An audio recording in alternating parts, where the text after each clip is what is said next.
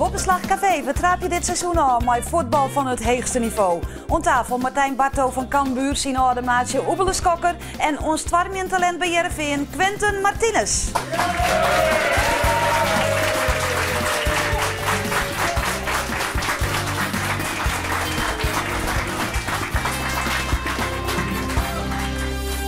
En het publiek bestaat uit pits en putters uit Ljouwert en studenten en personeel van de film- en mediaopleiding.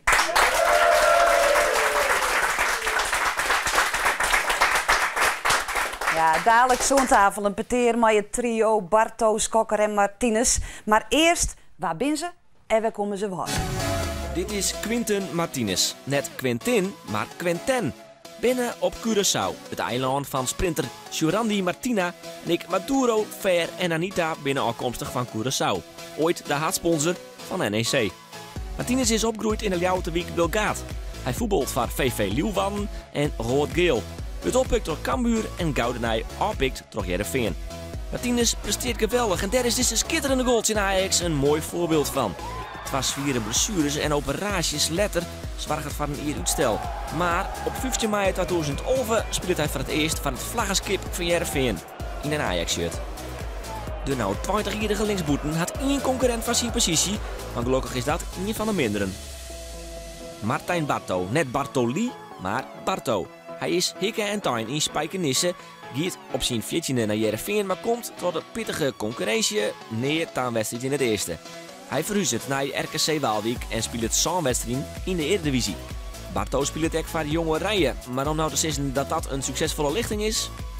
Barto komt nog uit voor Helmond Sport, maar kiest voor een maatschappelijke carrière. En we zijn weer kampioen! Maar Harkema's boy stapelt hij succes op succes. Hij wordt kampioen van de eerste klasse, de haatklasse, en promoveert naar de topklasse. Cambuur helpt Barto weer waarom naar het betellen voetbal. Sputig, want ze wordt een fraai op elkaar inspelen duo uit elkaar hellen. Oebele Skokker, oftewel Oepie, of de Maradona van de Waarden. Vreemde bijnamen, want Oebele komt hier onder net van de Waarden. Hij komt uit Nijwanne. Vanzelfs is Oebele verneemd naar een bekend bandprogramma uit de jaren 70. Welkom in Oebele. Maar misschien ik wel net. Oebele voetbalt voor Udiros, de club met de vrijste namen van Friesland. En Oebele speelt voor de jeugd van Heerenveen. Hij kiest van een orenstap en komt bij de jeugd van Cambuur. De eerste helft hij net en via het rijden bij de Jouwer komt hij weer om bij de Harkema's boys. Op Jenny Nij is hij nou de speler die het langst bij de Harkema's zit. Oebele wordt bij Harkema op hand droegen.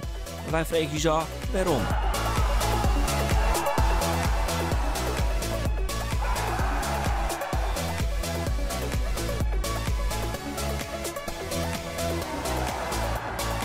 Wachtien is nou alleen nog op een profclub die het van hem meldt. Nou, jongen, wat een lofzang op deze drie voetballers. En helemaal terug. Nou, Oebele, wanneer komt die club uit het profvoetbal er voorbij? Of is er al in? Nee, ik ken er niks. Het zich net niet gemeld bij mij.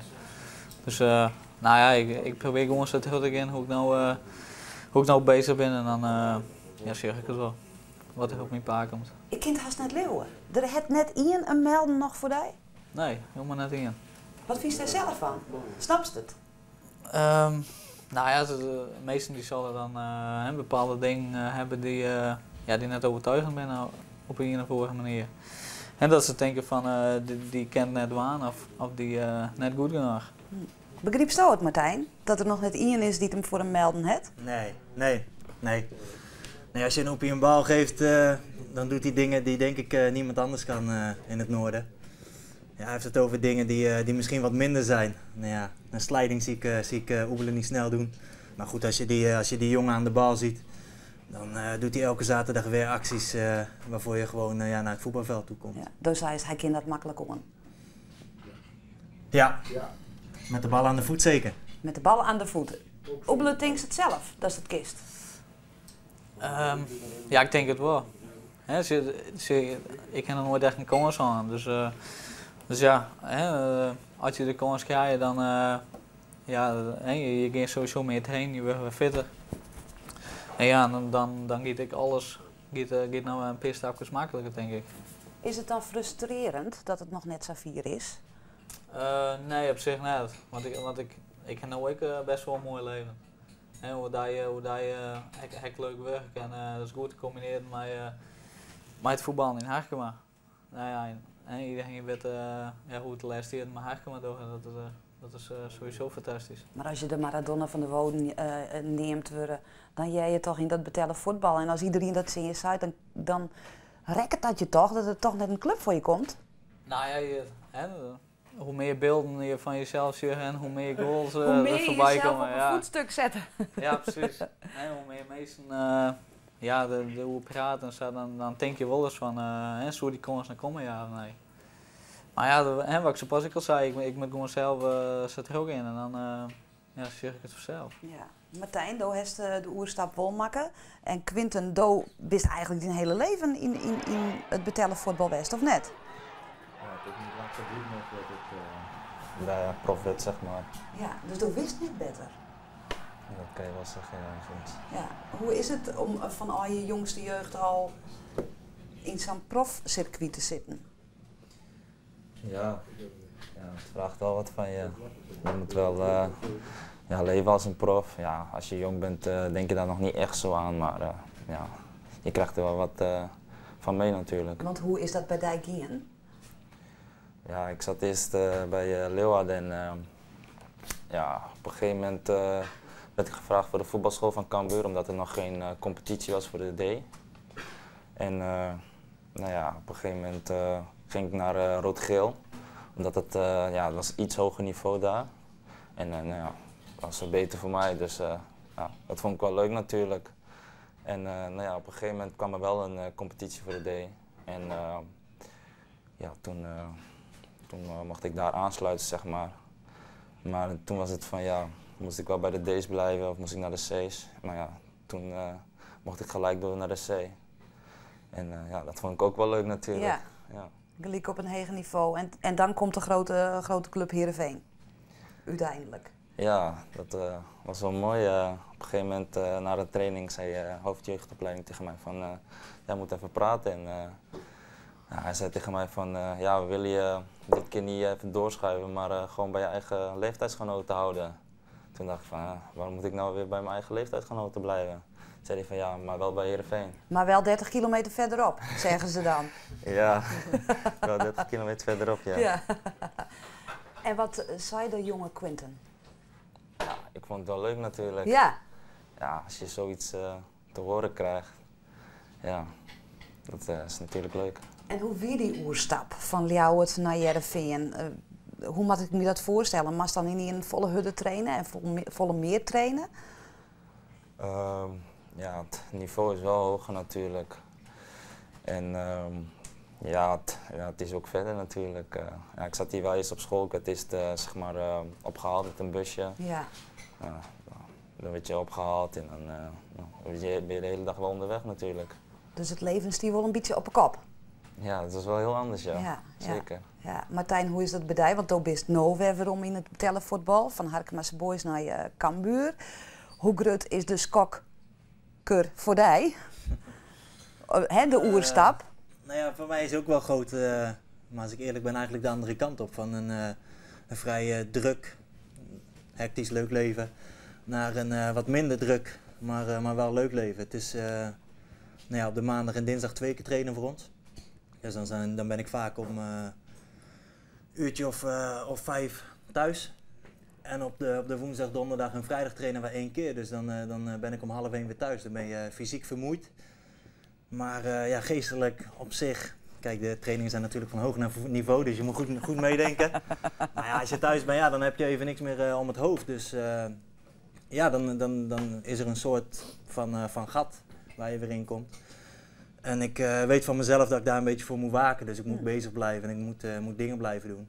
Maar ik moet zeggen, tot nu toe lukt dat wel heel aardig. Maar een gat? Nou ja, wat ik zeg, eerst was voetbal gewoon je hobby. En had ik mijn werk daarnaast, wat ik met heel veel plezier deed. De combinatie van werk en voetbal is nu niet meer te doen, omdat voetbal je werk is geworden. Dus daarnaast werken wordt gewoon moeilijk. Dus als je nu thuis komt, dan van je werk, zoals dat dan eigenlijk toch officieel gewoon is. Dan kom je wel eens thuis en denk van wat zullen we nu gaan doen? Dus als ik een beetje dat geervetje ken, dan is het fysiek volle zwidder. Maar mentaal komt Sterien dan wat te kwats is maar in het leven? Klopt. Tenminste, als ik voor mezelf spreek, wel, ja. Ja, ik heb ik hoe die. Ja, Hè? oké. Dus, maar hoe vult ze dat dan op? Want op een gegeven moment kan dat er ik insloepen natuurlijk van ja, is dit klopt. het nou En wel? nou, dat zeg ik net, daar moet ik voor waken inderdaad. Maar nou ja, ik heb de eerste maanden bij Cambuur, die waren gewoon fysiek heel erg zwaar. En voornamelijk ben ik naar huis gegaan, op de bank gaan liggen en gaan slapen. En op massagetafels line. Heel veel, meer als de vorige 15 jaar. Dus dat heb ik echt wel gemerkt, fysiek. Maar ja, wat je zegt, op een gegeven moment, nu zit ik een beetje in een fase waarin mijn lichaam wel helemaal gewend is aan de trainingen. Ja. Dus ja, nu blijf je wakker en dan Ja. ga je toch eens even om je heen kijken van wat kan ik nu gaan Maar doen. hoe was dat oplossen? Nou ja, ik ben op dit moment een beetje zoekende naar werk wat te combineren is met het voetbal. Want dat mat echt om die gelukkig te houden. Ja, dat denk net ik wel. genoeg on alleen nog dat voetbal. Nee. Nee. Klopt. Quinten, hoe zit dat met die eigenlijk? Ja, ik doe er eigenlijk niks bij. Alleen voetballen en dat is het voor mij eigenlijk. Kun je je iets van Martijn voorstellen dat hij dat heel erg mist? Ja, ik begrijp dat heel goed. Zeker. Hesto dat ik? Ja, ik heb ook wel, als ik thuis kom, soms denk ik ook wel van, wat moet ik eigenlijk eens doen? Maar ja, het is ook van, je hebt een zware training gehad, soms train je 2 keer en het is gewoon fysiek heel zwaar. Dus ja, je moet ook veel rusten, maar ja. Nou, je bent 20. Just ik nog iets van een maatschappelijke carrière of is het puur alleen nog dat voetbal? Hè? Martijn die heeft een baan aan, opbelen werkt. Heeft ook ik iets van, nou, dat zou ik naast het voetbal of na het voetbal doen willen? Of denk je er helemaal net om? Nee, ik denk alleen maar aan voetballen en aan mijn familie en mijn vrienden. Dus, Poeh, dat is ik al heel druk eigenlijk. dus ja, Ja, mensen ook onderhouden. Ja. Hè, Martijn zei van het is best fysiek heel zwier, die oerstap van Harkemasse Boys naar weer betellen voetbal. Is er nog weer een verschil tussen Heerenveen en Cambuur? Is bij hem het niveau weer hoger dan bij Cambuur? Ja, ik vind dat wel. Ja? Ja, zeker. Waar zit dat verschil in? Ja, waar zit het verschil in? Ja, ik heb het gemerkt toen dat ik van Cambuur naar Heerenveen ging. Ik vond het niveau is gewoon hoger. Ja. Dus ja, dan is het ook automatisch zwaarder, denk ik. Ja. Nou, wij merken het wel in oefenwedstrijden. Dat wij zien Heerenveen door afzien, of dan zien Cambuur of zien Veendam. Bij die jongens ik het alles. Wij houden Twa- het een beetje in, hè, als we tegen jullie 12 rijken zo snel en Cambuur, dan kiest meestal toch wel een oer, kiest heel goed meekomen. En dan? Dan is het toch wel fysiek en conditioneel wordt het dan een probleem. Ja. Ja, maar in de voorbereiding heb ik zien Cambuur in en van mij weer 2 in. Nou, dan hebben we eerste uur hebben we prima voetballen. En daarna dan zakt het wel wat veel, maar als je Heerenveen dan moest meteen, dan is meteen op het in principe. Ja. Dus ja, daar zit een heel groot verschil in. Ja, als het zo'n verhaal van Martijn is, hoe zien oerstap, dat het fysiek zwier is, eigenlijk dat hij zijn werk ik wel mist. Hij is dan net van, moet ik daar ooit wel om beginnen? Nou, je moet de keuze meidje, dat je er 100% achter staat. En volgens mij net waar. Nou, en je moet een goed gevoel bij de club krijgen, bij de technische staf. En dat hij naar die gesprekken komt het wel, denk ik. Ja. Wat bent die ambities, Quinten? Ja, natuurlijk in de basis bij Heerenveen. Dat is die eerstvolgende stap. Ja, dat is mijn eerstvolgende stap, ja. En wanneer komt die stap er echt om? Ja, als ik dat wist, dat zou heel mooi zijn, maar dat weet ik niet. En de beker tegen ons, hè? Ja, komen we eens nog wel even moeten praten. Ja, dat zou mooi zijn. Ja. Maar, Van de middag te spelen? ja, Sint-Elstar, oefening? Ja. Even scoort? penalty, ja. Penalty? Ja. Maar ja, scoren is scoren, toch? Ja, dat is Of waar. hield dat bij de voetballers dat? Nee, die tellen ook, hè? Ja, die tellen toch echt wel, ja. Zeker. Ja. Hoe komt het eigenlijk? Wie is tevreden? Hoe die zelf? Van deze wedstrijd? Ja. Ja, op zich wel. Het kon wel beter, maar op zich ging het wel goed. Jawel. Ja. Ja. Ja, dan ben je te midden. Ja. Hartstikke tevreden. Nou, ik was niet hartstikke tevreden. Ik ben meer van de assist en zo, dus vandaag ik niet de assist afgeleverd, dus dat is dat minder voor mij. Ja, dan kun je net helemaal tevreden wezen. Ja, precies. Nee, oké. We praten dadelijk verder, jongens. Maar er is meer Sportwest. En ach, Harkemase Boys, het komt al je weer voorbij in de Alroende Wieken. Wat gebeurde er al hier en hoe water op reageert? Liekos het Bobbeslagcafé binnen ik de ambities van de sporters in Friesland weer heeg dit seizoen. Ik denk dat het prima is. Dat vinden wij ik, maar sport is ik wel cliché, hè? Zeker in de ambities. In een weekend jaren wij uit zowel Ljouwert als Heerenveen precies hetzelfde. Win it. I mean, win the championship. I feel like Whoa, wait, the championships. We're going for one goal and that's to win a championship. Dat ben ik wel blij dan. Ja, wij ik, maar ambities moeten wel weer makken worden. Dat geldt ik voor ONS. Zij wil ik nooit waan in de top van de haatklasse. Maar als je zulke blunders maakt. Moet ik dat nou gaan zeggen? Ja, nou ja, dramatisch toch? Val wat mij. Nou, Allegeert, wat zei ze er zelfs van? Bij mij te begin comedy capers. Ik vind het hartstikke leuk. Dan binnen ze bij Harkemase Boys een stapje verder. In een competitie wordt nog net echt, maar in de beker giet het crescendo. Ze maaien naar het Abel Enstra stadion voor de beker en hebben 5000 kaarten. Die rijdt ze toch wel kwijt? Nee. daar zijn we van overtuigd. Het wordt vanzelfs een hele happening. Dat weet ik net. Nou, wij wel. Het stadion is uitverkocht. En we binnen alle je Friezen. Hoi kameraden, hè? En elke nien is een winnaar. Lekker cliché. Zeker als we naar het orakel van Nes harkje. Ik zie al bij hoeveel er bij Harkemase Boys rennen die weer geen voetballen. Ja, zo kun je alles. Zo wint iedereen, hè? Als alles bij Harkemase Boys bij Heerenveen voetballen had. We hadden er al even over. Harkemase Boys in Heerenveen. Quentin, wie als je speelt zoest, wie zou die direct het zinstander eigenlijk worden? Wist u dat? Ik heb geen idee. Geen idee. Kist wel spelers van Harkemase Boys uit zijn hoebelen, die je nou zit. Arjen Bergsma en Leslie Vellinga speelt hij daar. Ja. Ja, die ken ik wel. Ja. Het leeft heel bot, hè, op Harkema. Bedij ik? Ja, tuurlijk. Dit is echt een potje waar iedereen uitzet. Vooral omdat ze wel op 2 uitschakelen, zeg maar. En dan is het wel wat last kwam in het werk. Ja. Maar ik moet zeggen, volgens mij leeft het in heel Friesland. Want, het is uitverkocht. Ja, hoe we komen, dan jagen we het. En ja, dat is hartstikke mooi. Ja. Ja, dat is ook het mooiste, hè, dat het stadion vol zit. En dan kerst ik in voor 4000 man. Ja. Dan kerst lekker goed op Harkema spelen. Dat is een hele belevenis, denk ik. Ja, tuurlijk. Ja. En dat jouwt extra adrenaline. Ja, tuurlijk. Ik heb wel een extra steuntje in de rug. Ja. Quentin, leeft het bij je mek? Ja, het stadion is wel vol. Maar praten je hem er al over? Nou, daar komen ze. Nou, ik moet eerlijk zijn, het is nog ver, dus daar hebben we het er nog niet echt over gehad. Nee? Nee. Maar het is toch een geweldige happening voor Friesland? Ja, het is wel mooi dat zeg maar het noorden, dus ik denk dat het daarom ook helemaal uitverkocht is. Het is zeker mooi. Ja, het publiek zal het wel mooi vinden, denk ik. Ja, zeker. Ja, Martijn, dat mist wel, hè? Ja, maar ja, dit is een mooie wedstrijd, dat zeker.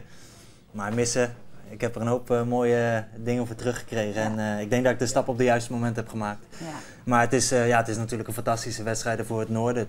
Het leeft en dat merk je aan alles, ook zelfs in Leeuwarden. Ik denk dat er veel Leeuwarders aan de kant van Harkema staan die dag. Dus ik denk dat het gewoon één groot feest kan worden.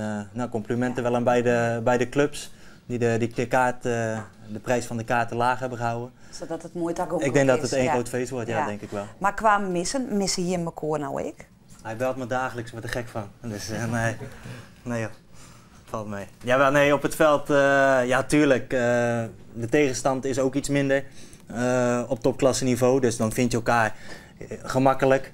En ja, als je dan op je naast je hebt, dan weet je dat als je een bal afspeelt, dat je hem ook weer terugkrijgt. Dus ja, dat is lekker en ja, we hebben mooie jaren gehad.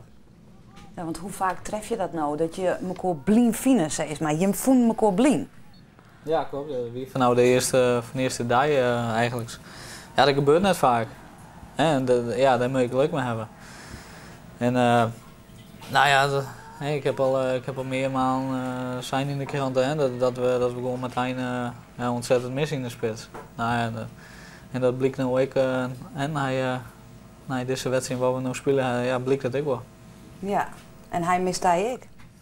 Nou ja, dat zou ik net best, toch? Ja. Niet overdrijven aan deze tijd. Nou ja, misschien scoort dan wel meer. Ja, dat zou kunnen, maar ik denk niet dat het ligt aan de kansen die ik krijg, want die krijg ik voldoende. Dus ik denk dat ik eventjes bij mezelf te raden moet gaan hoe dat komt. Dat heeft misschien ik al die. Klopt. En wat weer de conclusie daarvan? Nee, het is wat ik net ook al aangeef. Je lichaam moet even wennen. En ik denk dat je gewoon iets sterker moet worden, conditioneel wat sterker wordt. Ik denk dat dat ook wel eens gebeurt de afgelopen maanden. En ik denk dat zolang je kansen creëert, dan gaan ze er vanzelf een keer in. Ik heb bij Harkema heb ik ook soms is 5 wedstrijden niet gescoord. Ja. Dan kan je hele rare dingen gaan doen, maar ik denk dat dat niet nodig is. Nee. En ook bij Cambuur, ik denk dat we goed voetballen en we hebben een leuke ploeg. Dus ik denk dat als wij gewoon zo doorgaan en op een gegeven moment gaat hij via je neus binnenkant paal erin. En dan zal je zien dat ze wel komen, die goals. Dan is de band gebroken, Ja. zeggen ze. Ja. Ja, hoor. Ja. Quinten, wat is die eerstvolgende stap?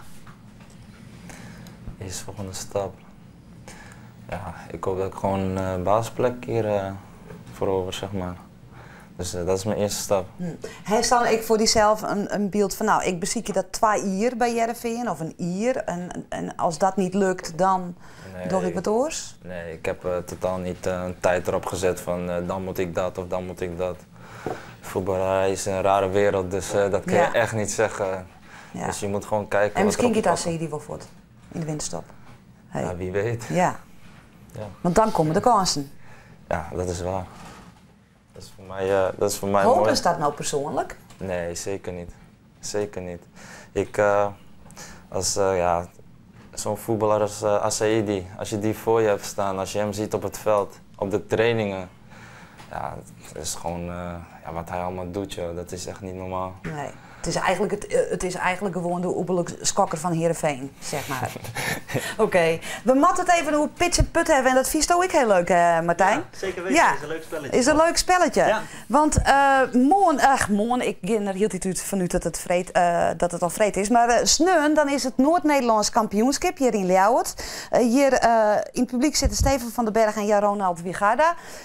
Eerst even naar Jan-Ronald. Pitch en put in 3 zin, wat is het? Mooi, spannend. En Dat is 3 woorden. Dat is 3 woorden. Ja, ik zei 3 zin. Ja, Wat 3 zin, dat is ik best. voorstellen? Ja, pitch and put is het kwartenstukje van golf. Dus heel erg een sport die heel erg in ontwikkeling is.